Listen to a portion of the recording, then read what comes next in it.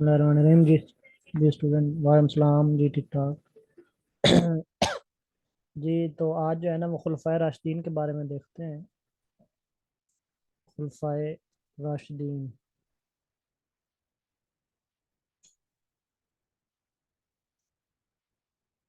अच्छा जी, जो total total tenure है खुलफाए राशिदीन का वो कोई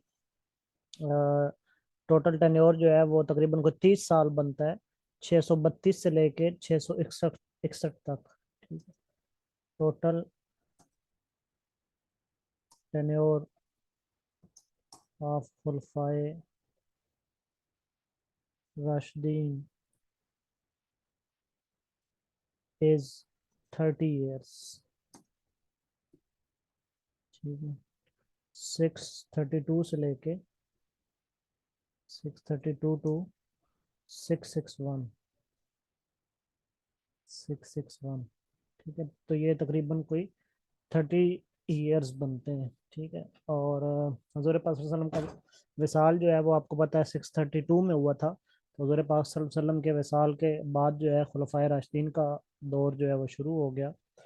और ये 30 years तक इसने एक्सटेंड किया। अच्छा जी, इसमें हमारे पास फोर जो हैं वो खुलफाए राशिदीन आए। देयर आर फोर खुलफाए राशिदीन। ठीक है, चार जो है वो खुलफा है। और उनको बारी बारी। जी। जी। 63 years। हाँ, अभी हम हजूर पाक सल्लल्लाहु अलैहि वसल्लम को तो डिस्कस नहीं कर रहे ना, अभी हम खुलफाए राशिदीन पे बातें करेंगे। ठीक है। तो पहले मतलब, पहले का क्या मतलब? खुलफाए राशिदीन जो है ना वो खलीफा किसके थे? हजूर पाक सल्लल्लाहु अलैहि वसल्लम की थे ना। हजूर पाक सल्लल्लाहु अलैहि वसल्लम ने जाना था तो उन्होंने आना था। हजूर पाक सल्लल्लाहु अलैहि वसल्लम की ज़िंदगी में तो फिर हजूर पाक सल्लल्लाहु अलैहि वसल्लम लीडर थे ना। तो जो हजूर पाक सल्लल्लाहु अलैहि वसल्लम के ज़ाहिर बात है बाद ही आए ना, जब उनका विसाल हुआ। मैंने ये बताया कि 632 में हजूर पाक सल्लल्लाहु अलैहि वसल्लम का विसाल हुआ। और इसके बाद फिर खुलफाए राशिदीन का दौर जो है वो शुरू हो गया। और चार टोटल खुलफाए राशिदीन हमारे पास आए। हज़रत अली, हज़रत अबू बकर, हज़रत उमर, हज़रत उस्मान। ठीक है, और हज़रत अली। ठीक है, ये चार खुलफाए राशिदीन हमारे पास आए। और इनमें जो है इनको अब बारी बारी भी देख लेते हैं। टोटल टेन्योर जो है वो मैंने इनका लिख दिया। 30 years है इन चारों का मिला के। चारों के बाद जो है वो फिर मलूकियत का दौर शुरू हो गया था। तब खिलाफत का दौर ख़त्म हो गया था। उसके बाद मलूकी उसका उसके बाद जो दौर कहलाता है वो मलूकियत का दौर कहलाता है। ठीक है। हज़रत अली के बाद जो है वो 6 माह तक उनके बेटे जो हज़रत हसन थे उन्होंने हुकूमत की। और फिर वो हुकूमत शिफ्ट हो गई जनाब माविया पर। ठीक है। और आगे फिर सारा बनु उमैया के जो हैं वो हुक्मरान है वो सारे मलूकियत कहलाते हैं। ठीक है। तो इनके बाद हाँ, मलूकियत का मतलब होता है बादशाहत। बादशाहत का दौर। ठीक है, खिलाफत के बाद बादशाहत का दौर आ गया। चलें जी। तो इसमें सबसे पहले जो है वो हमारे पास हजरत अबू बकर खलीफा है।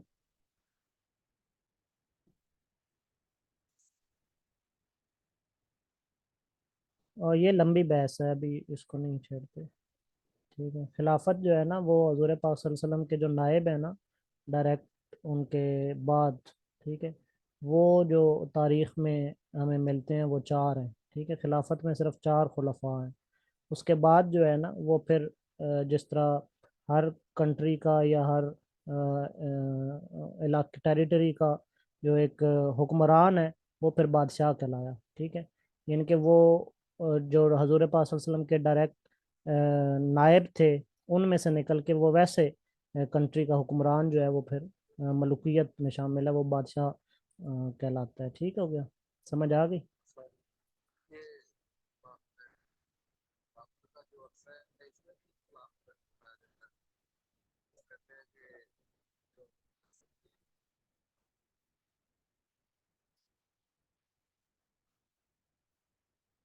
और वो मुख्तलिफ फ़िरक़ों की ना आपस में बहस है, लेकिन हम जो तारीख़ ने लिखा है जस्ट उसकी हद तक उसको डिस्कस करेंगे।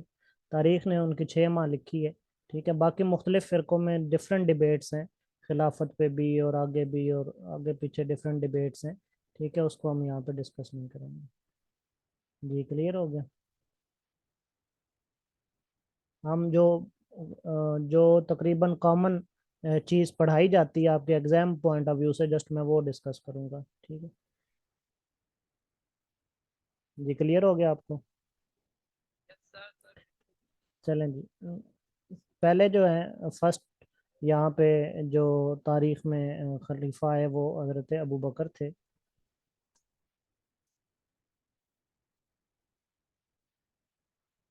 ठीक है, और हज़रत अबू बकर का जो टेन्योर है वो 632 से, इनके जैसे ही इनका विसाल हुआ। ठीक है, चलें टेन्योर से पहले इनकी, हज़रत अबू बकर के आगे इनकी जो है वो पहले लिख लेते हैं इनका अपना जो लाइफ है। 573 में ये पैदा हुए और 634 तक जो है इन्होंने अपनी उम्र गुजारी, 634 तक एडी। ठीक है, 573 ईस्वी में पैदा हुए और 634 ईस्वी में इन्होंने वफात पाई। ठीक है, मक्का में पैदा हुए थे हज़रत अबू बकर। ठीक है, लिख लेंगे, मक्का में पैदा हुए।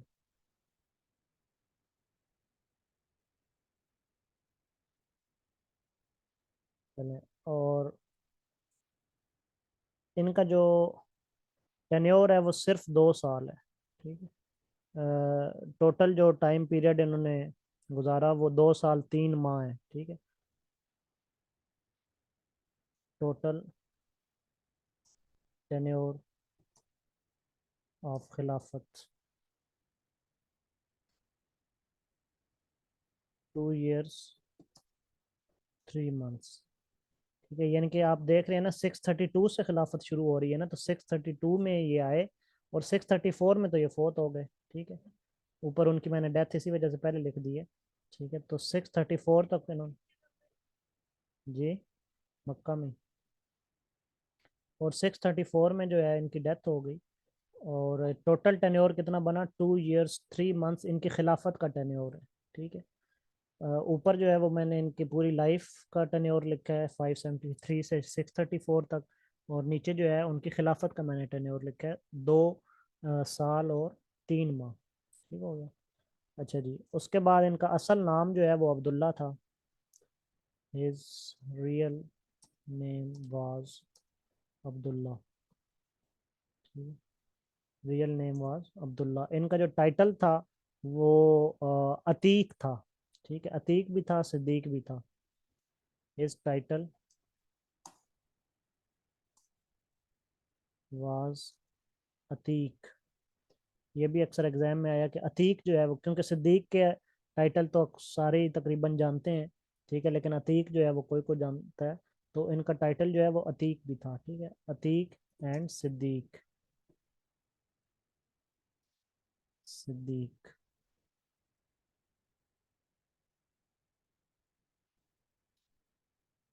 ठीक हो गया। और फिर एक क्वेश्चन आता है कि सबसे शॉर्टेस्ट टेन्योर जो है वो खिलाफत में किस सहाबी का है।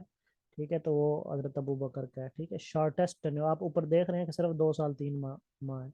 ठीक है, तो शॉर्टेस्ट टेन्योर अमंग खुलफाए राशिदीन, खुलफाए राशिदीन, शॉर्टेस्ट टेन्योर इनका है जी। अच्छा जी, उसके बाद अगर इनकी हम मज़ीद बातें करें तो इनके बारे में ये कहा जाता है कि इनको नॉलेज ऑफ ड्रीम्स भी था, ख्वाबों की ताबीर किया करते थे। नॉलेज ऑफ ड्रीम्स किस नबी के पास था पहले ये नॉलेज ऑफ। हाँ, तो हज़रत यूसुफ जो है उनके पास भी ख्वाबों की ताबीर थी, तो इनके बारे में भी रिवायात कहती हैं कि नॉलेज ऑफ ड्रीम्स था। उसके बाद एक जो है ना मूवमेंट इनके दौर में चली थी, जिहाद की मूवमेंट। ठीक है, इनके दौर में एक जिहाद की मूवमेंट चली थी, जिसको जो है वो अपोस्टेसी मूवमेंट कहते हैं। Apostasy movement. ये क्या मूवमेंट थी कि लोग जो है वो दीन इस्लाम से फिर रहे थे और ज़कात देते नहीं थे, तो उनके खिलाफ इन्होंने जिहाद किया था, जिसको अपोस्टेसी मूवमेंट कहते हैं। ठीक है, ये लिख लें। और फिर उस जिहाद के बदले में इन्होंने एक जंग भी इनके दौर में हुई, जिसको जंग यमामा कहते हैं। ठीक है, पूछा जाता है जंग यमामा किस साहबी के दौर में लड़ी गई, तो वो हजरत अबू बकर के दौर में लड़ी गई जंग यमामा। चले मैं नीचे में लिख देता हूँ। ठीक है, तो ये आप लिख लें, अपोस्टेसी मूवमेंट, जिहाद। और इनके दौर में जो जंग लड़ी गई वो जंग यमामा थी, जंग यमामा। ठीक है, इसमें जंग यमामा में कसीर तादाद में सहाबा भी शहीद हुए और कसीर तादाद में हाफिज कुरान भी शहीद हुए। ठीक है, और यहाँ पर फिर ये जंग यमामा किसके खिलाफ लड़ी गई थी? एक पर्सन था, उसका नाम था मुसैलमा कज़ाब। ठीक है, अगेंस्ट मुसैलमा कज़ाब। ये इसने जो है ना वो नबूवत का दावा किया था, मुसैलमा कज़ाब ने ना नबूवत का दावा किया था, तो इसके खिलाफ ये जंग लड़ी गई थी। ठीक है,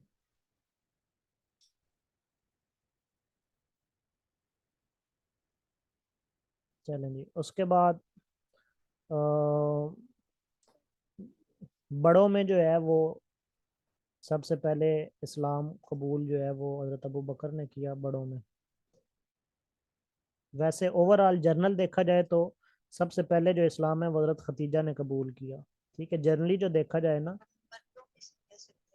हाँ मर्द, मैं वही बता रहा हूँ, मैं बताने लगा। जर्नली देखा जाए ना, यानी कि जिसमें मर्दों और औरतों की कैद ना लगाई जाए, वैसे जनरली सबसे पहले देखा जाए तो सबसे पहले जो इस्लाम है वो हज़रत खतीजा ने कबूल किया था। लेकिन जब मर्दों और औरतों को हम डिवाइड कर दें, तो फिर औरतों में हज़रत खतीजा का नाम आ जाएगा। ठीक है, सबसे पहले में भी उनका नाम आएगा, और औरतों में भी उन्हीं का नाम आएगा, हज़रत खतीजा का। और मर्दों में जो है वो फिर हज़रत अबू बकर का नाम आता है, और बच्चों में जो है वो हज़रत अली का नाम आता है। ठीक है। तो इन men firstly to accept Islam, firstly to accept Islam। और उसके बाद जब ये जंग लड़ी गई, जिसमें हाफिज कुरान शहीद हुए यमामा में, तो फिर हज़रत अबू बकर ने ये कहा कि कुरान पाक का नुस्खा चूँकि बिखरा हुआ है, स्कैटर्ड फॉर्म में है, तो उसको गैदर्ड फॉर्म में किया जाए और एक बुक बनाई जाए। तो इन्होंने कुरान पाक को फिर इकट्ठा करवा के एक नुस्खे की शक्ल में जमा किया। ठीक है, तो कुरान पाक गैदर्ड इनटू वन बुक। ठीक है, और इसके अलावा जो है इनकी डेथ जो है वो 13 हिजरी को ही थी। ठीक है, ये ऊपर ही मैं लिख देता हूँ, यहाँ पर कहाँ गया इनका, यहाँ पे, यहाँ पे मैं लिख रहा हूँ 13 हिजरी को। अगर हिजरी सम टाइम आ जाती है तो 13 हिजरी को इनकी डेथ हुई थी, 13 हिजरी। ठीक है,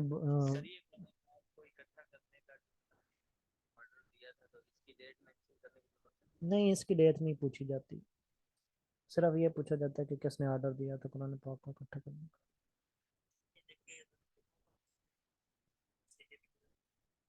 जंग यमामा जो है ये आपकी 633 में हुई थी आई थिंक। हिजरी तो देख लें कौन सी थी, आई थिंक कोई 12 हिजरी होनी है, या इसके करीब होनी है। आई थिंक 12 हिजरी थी। जी, क्लियर हो गया। हाँ, मैंने कहा ना काफ़ी हाफिज कुरान शहीद हुए थे। ठीक है, तो चलें तादाद भी लिख लें, 1200 हाफिज कुरान शहीद हुए थे जंग यमामा में। चलें जी। उसके बाद ये जो है ना ये तिजारत भी करते थे हजरत अबू बकर, और इनका क्लॉथ्स का बिजनेस था। ठीक है, मर्चेंट ऑफ क्लॉथ्स थे, मर्चेंट ऑफ क्लॉथ्स,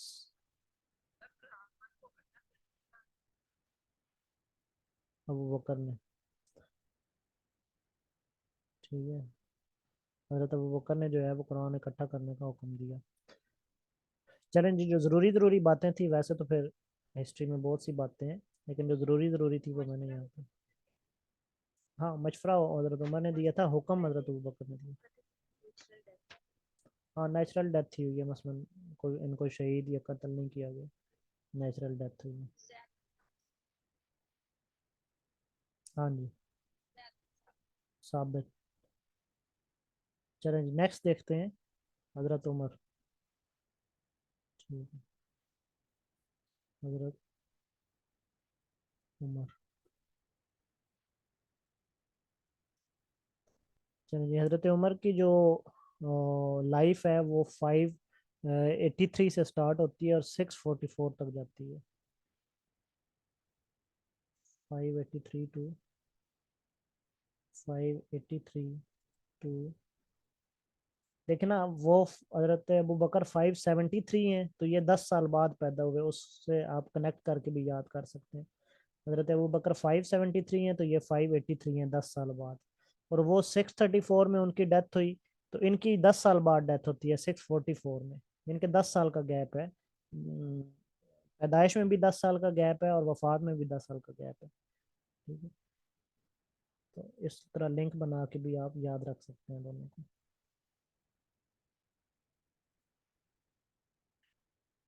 और इन्होंने जो है वो इनकी जो खिलाफत है वो 634 से 644 तक है। ठीक है, खिलाफत का जो पीरियड है, पीरियड ऑफ खिलाफत, खिलाफत, इनका पीरियड 634 से 644 तक है। 644 जब उनको डेथ हुई, ठीक है, उस तक इनका पीरियड, और ये बनता है 10 साल 5 माह। सबसे लॉन्गेस्ट पीरियड खिलाफत में किसका है? हजरत उमर का नहीं है, हजरत उस्मान का है। नहीं नहीं, हजरत उस्मान का है। ठीक है, हजरत उस्मान का है। ठीक है, सबसे लॉन्गेस्ट पीरियड जो है वो हजरत उस्मान का है। इनका 10 साल 5 में, उनका जो है वो 12 साल है, हजरत उस्मान का। ठीक है, तो अगर शॉर्टेस्ट पीरियड पूछें तो हजरत अबू बकर का है, 2 साल 3 माह। समटाइम 2 साल 2 माह आता है, समटाइम 2 साल 3 माह आता है। और अगर सबसे लॉन्गेस्ट पीरियड पूछा जाए तो वो हजरत उस्मान का है, बल्कि पूछा भी गया है अक्सर एग्जाम्स में। ठीक, तो इनका 10 साल, हजरत उमर का जो है वो 10 साल 5 माह है। चलो जी, उसके बाद हजरत उमर को जो टाइटल आपको पता है फारूक है, टाइटल फारूक। ठीक है, और अ, ये जो है ये इन्होंने इस्लाम जो है वो 690 को कबूल किया, 616 में। ठीक है, he embraced he embraced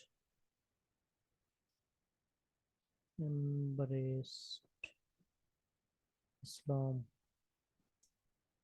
in 616 AD, तब 690 थी।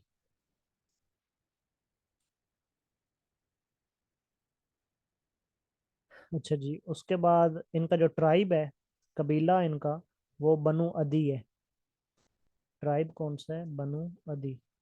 हजरत अबू बकर का ट्राइब मैंने लिखवाया है आपको। अच्छा, वो हजरत तमीम, हजरत तमीम कह रहा हूँ, बनु तमीम है। हजरत अबू बकर का जो ट्राइब है वो बनु तमीम है, इधर ऊपर मैं लिख देता हूँ, ट्राइब बनु तमीम। यहाँ पे मैं लिख रहा हूँ जी, ट्राइब इनका क्या था? बनु तमीम। जी, आपने क्या पूछा?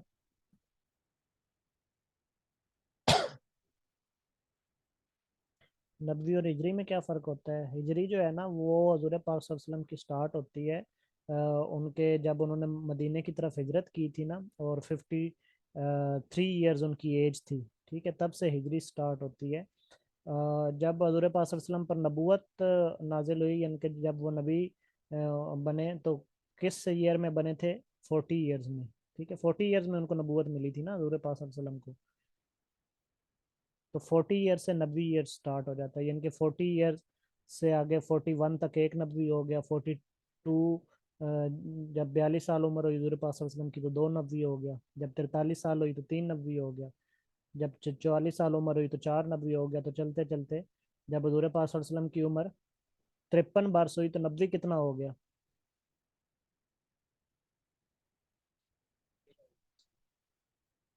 जिन्होंने पूछा उनको बोलना है।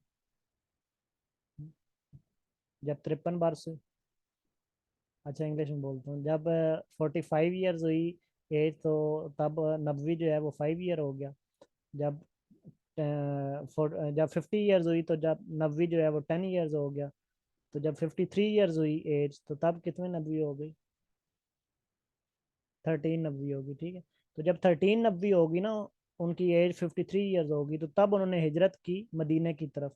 और 13 नबवी से चूंकि उन्होंने हिजरत की तो हिजरत से हिजरी ईयर स्टार्ट होता है, ठीक है। तो 13 नबवी को यकम हिजरी स्टार्ट हो गया। तो उससे आगे फिर हिजरी ईयर्स के 10 साल चले, यानी कि 53 से लेके हजूर पाक सल्लल्लाहु अलैहि वसल्लम उम्र जो है वो 63 ईयर्स तक है। तो ये 53 से 63 ईयर्स तक कितने 10 साल बनते हैं ना, तो ये 10 साल जो है ये हिजरी ईयर्स के हजूर पाक सल्लल्लाहु अलैहि वसल्लम की लाइफ के हैं, ठीक है।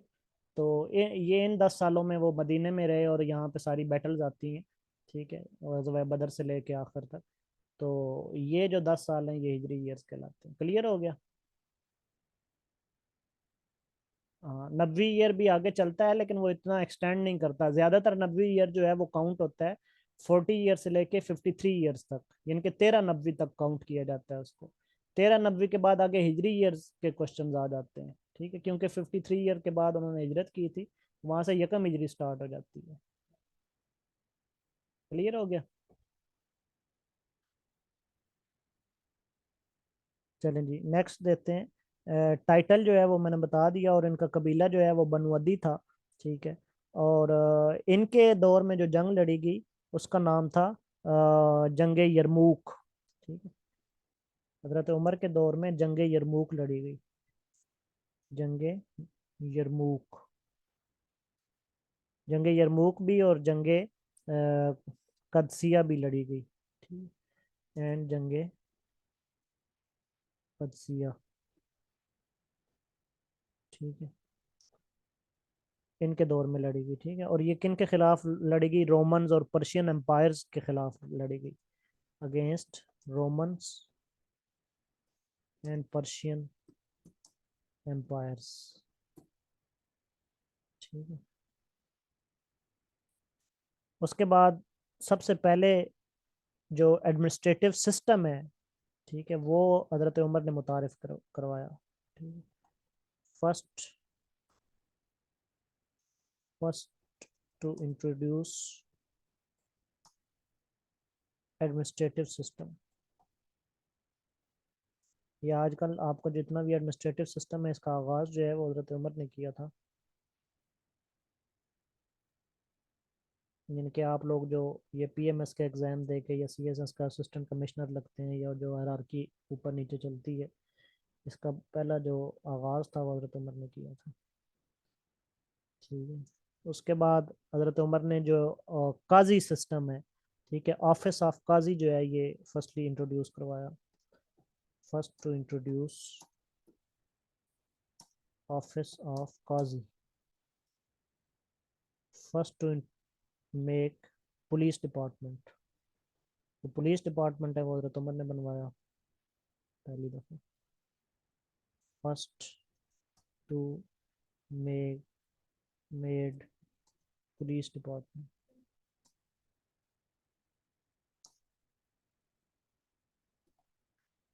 Police department.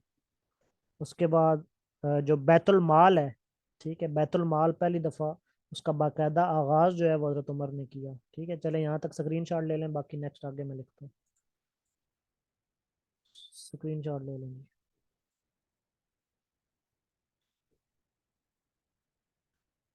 हाँ जी, क्लियर हो रहा है यहाँ तक?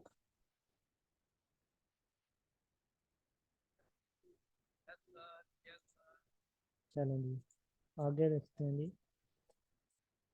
9वां नंबर, बैतुल माल जो है फर्स्ट टू स्टार्ट बैतुल माल सिस्टम, बैतुल माल। ठीक है। और इसके बाद जो है वो कैलेंडर, जो हिजरी ईयर है ना, ठीक है, इस्लामिक कैलेंडर जिसको हम बोलते हैं, हिजरी ईयर को हम इस्लामिक कैलेंडर बोलते हैं। आजकल जितने भी आपके मुहर्रम, सफ़र, शाबान, रमज़ान है, ये सारे इस्लामिक कैलेंडर में आते हैं। ठीक है, इस्लामिक कैलेंडर का बाकायदा आगाज़ जो है वो हज़रत उमर ने किया था। ये बड़े इंपॉर्टेंट क्वेश्चन है सारे। ठीक है, कैलेंडर, इस्लामिक कैलेंडर यानी कि हिजरी कैलेंडर भी इसको बोलते हैं, हिजरी कैलेंडर।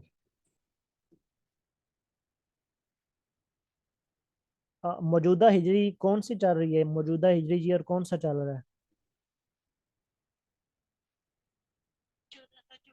1444। ठीक है, ये भी आपको पता होना चाहिए, करंटली जो है वो 1444 हिजरी चल रही है।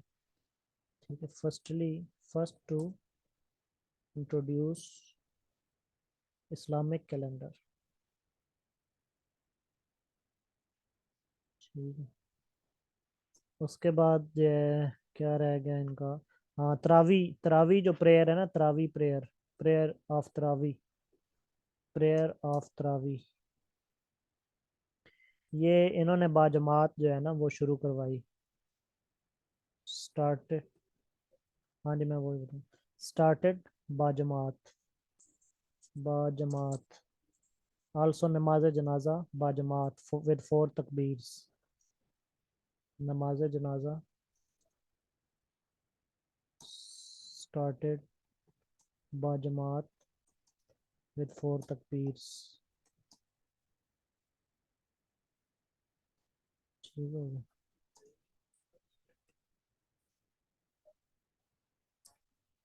और बाजमात जो है ना वो हज़रत उमर ने स्टार्ट करवाया था।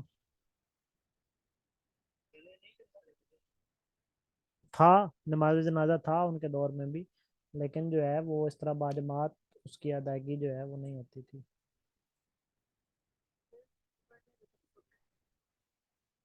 हाँ जी, बाजमात मसलन बाजमात नमाज जनाजा हो भी जाता था, लेकिन इस तरह को ख़ास उसका जो है ना वो नहीं था। उनके एक होता है ना, हर नमाज जनाजा जो है वो बाजमात हो, तो बाजमात नमाज जनाजा होता भी था पहले भी। ठीक है, लेकिन उन्होंने एक प्रॉपर तरीके से स्टार्ट करवाया बाजमात। चलें जी, आगे लिखते हैं कि उसके बाद इन्होंने एक पार्लियामेंट बनाई थी जिसको भाई, ये किसकी आवाज़ आ रही है पीछे?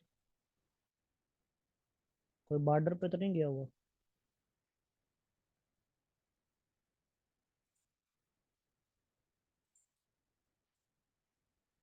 अच्छा जी, उसके बाद इन्होंने एक पार्लियामेंट बनाई थी जिसको मजलिस आम कहते थे, made the parliament, name, name मजलिस आम।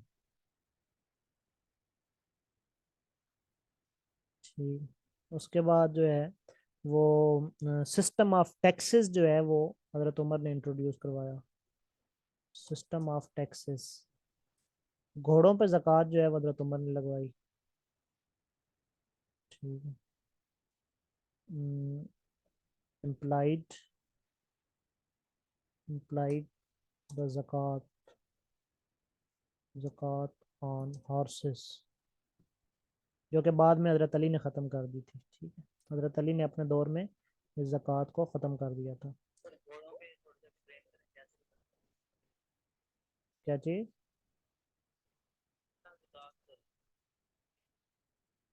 घोड़ों पे ज़कात किस तरह लगाई? घो हाँ, रखने पे नहीं नहीं, रखने पे। अच्छा जी, उसके बाद भाई इतने घोड़ों के हिसाब से इतनी जो है वो आपने ज़कात देनी है। हाँ जी, तादाद।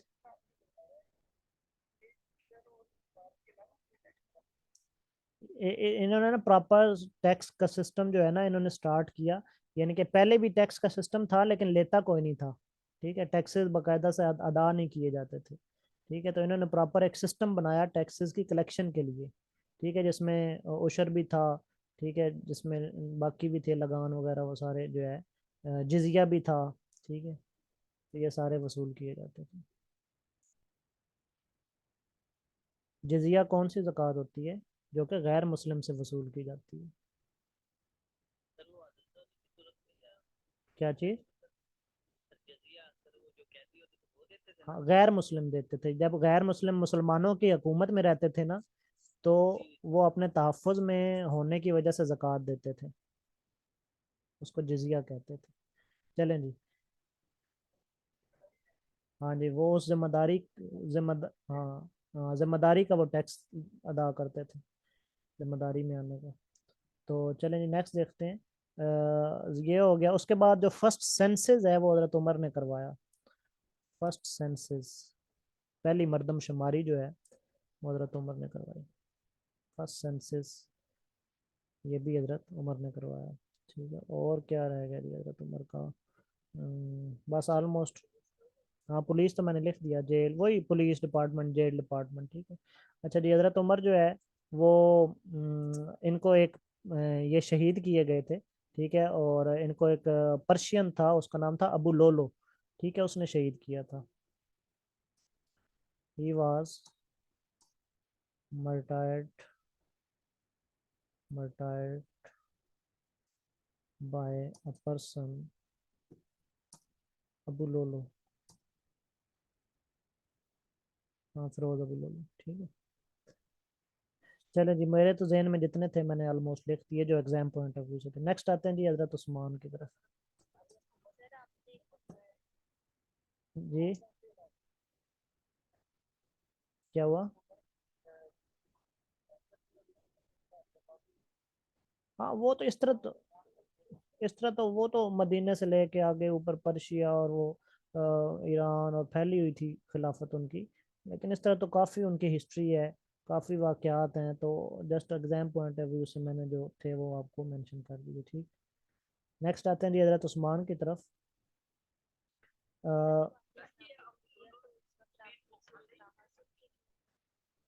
मुझे नहीं समझ आई, आप दोनों इकट्ठे बोल रहे हैं।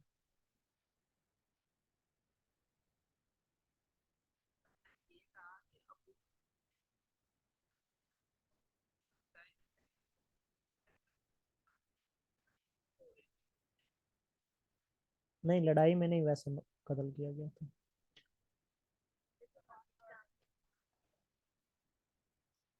हाँ जी जी, आप बताएं क्या कह रही थी?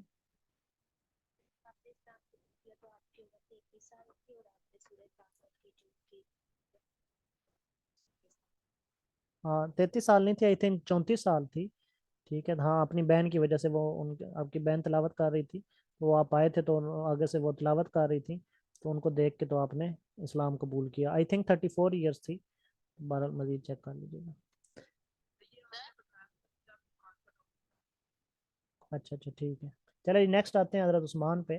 574 से लेकर कौन से वाला पॉइंट?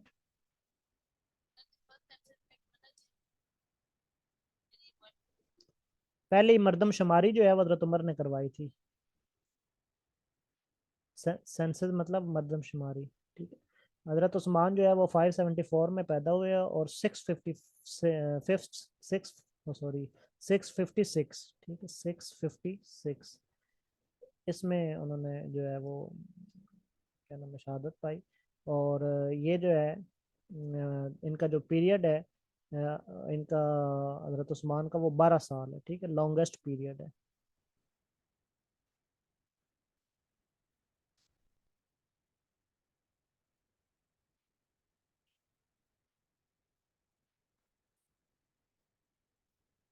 हजरत उमर जो है वो भी मक्का में ही पैदा हुए और मक्का में ही डेथ हुई।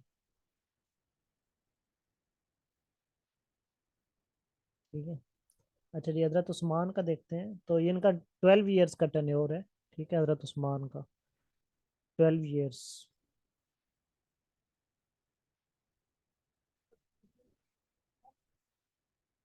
जी, क्या कहा? हाँ, तदफीन मदीना में। हाँ जी, तदफीन मदीना में। जी, तदफीन मदीना में। चलें जी, हजरत उस्मान जो है वो 574 से 656 तक, और इनका लॉन्गेस्ट टेन्योर है। टेन्योर इनका जो है वो स्टार्ट होता है आपका इनका 644 से, ठीक है, 644, 644 टू 656, टू 656, तो ये कितने साल बनते हैं? 12 साल, 12 years। Longest tenure, longest tenure among qualify राशिदीन। उसके बाद जो है इनका ट्राइब जो है वो बनु उमैया था, बनु उमैया से ताल्लुक रखते थे, बनु उमैया।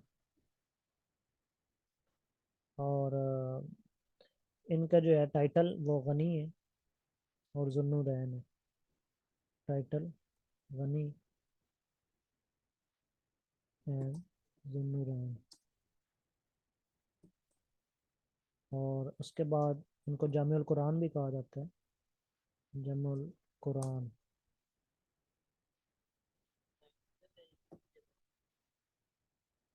जुन्नूरैन जो है वो दो नूर वालों को कहते हैं। इनके अकद में जो है वो दो शहजादियाँ थीं हज़ूर पाक सल्लल्लाहु अलैहि वसल्लम की, इस वजह से इनको जुन्नूरैन कहा जाता था। चलें जी, जमुल कुरान, इन्होंने कुरान जमा किया था, ठीक है, कुरान जमा करने की वजह से इनको जमुल कुरान कहा जाता है। उन्होंने जमा करने का हुक्म दिया था।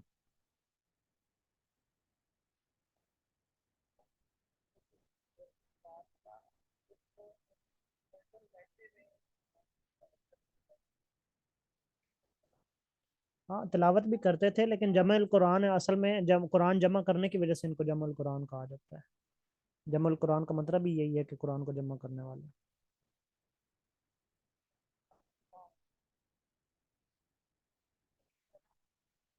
हजरत अबू बकर ने ऑर्डर दिया था। हाँ, उन्होंने ऑर्डर दिया था, और उनके दौर में जो है वो कुरान इकट्ठा भी किया गया था, लेकिन उसको सही तरीके से जो तरतीब दिया और तरतीब दे के इकट्ठा किया वो हजरत उस्मान ने किया। हाँ जी, किताब की फॉर्म। जी, ऐसे ऐसे ही है, तो इनको फिर जमुल कुरान का भी टाइटल दिया गया। और फिर इनका जो है वो इन्होंने ना एक गज़वा बदर में पार्टिसिपेट नहीं किया। तो ये भी क्वेश्चन आता है कि कौन से सहाबी हैं कि जिन्होंने गज़वा बदर में पार्टिसिपेट नहीं किया। ठीक है, इन्होंने बाकी तमाम बैटल्स में पार्टिसिपेट किया एक्सेप्ट बदर। ठीक है, he participated in all battles except, पूछा जाता है गज़वा बदर में कौन से सहाबी शरीक नहीं थे, ठीक, एक्सेप्ट बदर। अच्छा जी, उसके बाद इन्होंने ना अजान में जो बीमार थे, इन्होंने जुम्मा, हाँ ये भी बीमार थे, वाइफ भी बीमार थी, और इन्होंने जुम्मा की प्रेयर में ना सेकंड जो है ना अजान वो भी ऐड की, एडेड एडेड सेकंड अजान इन जुम्मा प्रेयर। अच्छा, वो सच्ची याद आया जुम्मा प्रेयर से, हजरत उमर का मैं भूल गया, अस्सलातो खैरुम मिनन नौम का भी जो है ना एडिशन फजर की अजान में, वो हजरत उमर ने करवाई थी। 18वां पॉइंट ये भी लिख लें, इधर से मुझे याद आ गया जुम्मा प्रेयर से। ठीक है, he added prayer is better than sleeping, यानी कि अस्सलातो खैरुम मिनन नौम। ठीक है, इन फजर अजान। ठीक है, तो ये हजरत उमर ने ऐड किया था, अस्सलातु खैरुम मिनन नौम। और फिर ये जुम्मा के प्रेयर में जो सेकंड अजान है वो हजरत उस्मान ने ऐड की। ठीक है भैया, चले जी, ताकि लोगों को पहले अलार्म कर दिया जाए। जुम्मा जुम्मा जुम्मा पढ़ने से पहले लोगों को 1 घंटा पहले ना अलार्म कर दिया जाए कि जुम्मे की नमाज का टाइम हो गया, को नहा धो लें। ठीक है, चलें जी। उसके बाद हजरत उस्मान ने ना हबशा की तरफ हिजरत की थी। ही माइग्रेटेड टू हबशा। हबशा। और इसके बाद जो है वो आप जो है हजरत अली पे आ जाए। ठीक है, नेक्स्ट जो है वो हजरत अली पे आ जाए। हजरत अली।